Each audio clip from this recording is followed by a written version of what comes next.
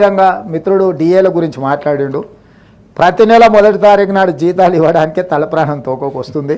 మా ప్రభుత్వ ఉద్యోగులకు నేను ఇక్కడ నుంచి విజ్ఞప్తి చేస్తున్నా, నెల 1వ తారీఖు నాడు జీతాలు తీసుకొని మనం ప్రభుత్వానికి కొంత సేవలు అందిద్దాము. కొంత సమయం పడుతుంది. ఈరోజు ఏమాత్రం ఏం చేసుకున్నా ఈ వ్యవస్థ కూడా దెబ్బతింటుంది.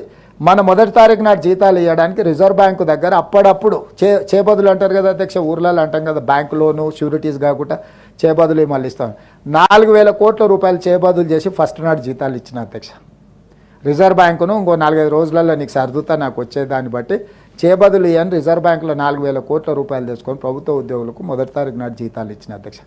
అందుకే దయచేసి మా ప్రభుత్వ ఉద్యోగులకి ఈ ప్రభుత్వం మీది, అన్ని లెక్కలు మీ ముందరనే పెడతా. ఏది ఎట్లా పంచుదామో చెప్పండి, ఏది ఆపుదాం ఏది పంచుదాం. మీ లెజిటిమేట్ రైట్, డిఏలు కావచ్చు, కరువు భత్యం కావచ్చు, ఇవన్నీ మీ లెజిటిమేట్ రైటే. కానీ నిజమైన జీతభత్యాలు 1వ తారీఖు నాడు ఇవ్వడానికే నిస్సహాయ పరిస్థితి ఉంది. నిస్సహాయ పరిస్థితి ఉన్నప్పుడు అప్పుడప్పుడు మనకు జ్వరం వచ్చినప్పుడు పథ్యం పాటిస్తాం అధ్యక్ష. మీకు ఐడియా ఉంది కదా అధ్యక్ష.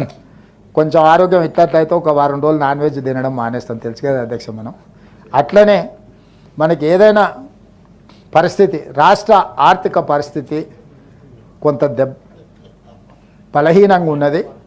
మా ప్రభుత్వ ఉద్యోగస్తులందరినీ నేను విజ్ఞప్తి చేస్తున్నా, అదనంగా ఏం కోరికలు కోరకండి. అప్పుడప్పుడు మా వాళ్ళే కాబట్టి, కుటుంబ సభ్యులు కాబట్టి బెదిరిస్తారు, ధర్నా కోతాం, దీక్ష కోతాం, లేకపోతే బంధు పాటిస్తాం, లేకపోతే పెన్ను డౌన్ అంటారు, లేకపోతే అది డౌన్ అంటారు.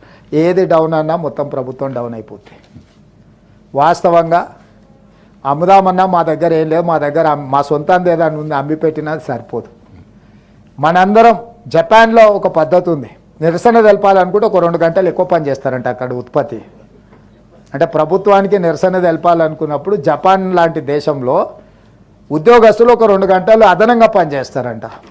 అట్లాంటిది ఏదన్నా నూతన విధానాన్ని మా ప్రభుత్వ ఉద్యోగస్తులు తీసుకొని రోజుకొక 2-3 గంటలు అదనంగా పనిచేసి మా ప్రభుత్వానికి నిరసన తెలిపి ఆదాయాన్ని పెంచితే, పెరిగిన ఆదాయాన్ని తిరిగి మీకు అందరికీ పంచుతాం. ఆదాయాన్ని పెంచడం, పేదలకు పంచడమే ఈ ప్రభుత్వ విధానం. మరిన్ని అప్డేట్స్ కోసం మా ఛానల్ని సబ్స్క్రైబ్ చేయండి.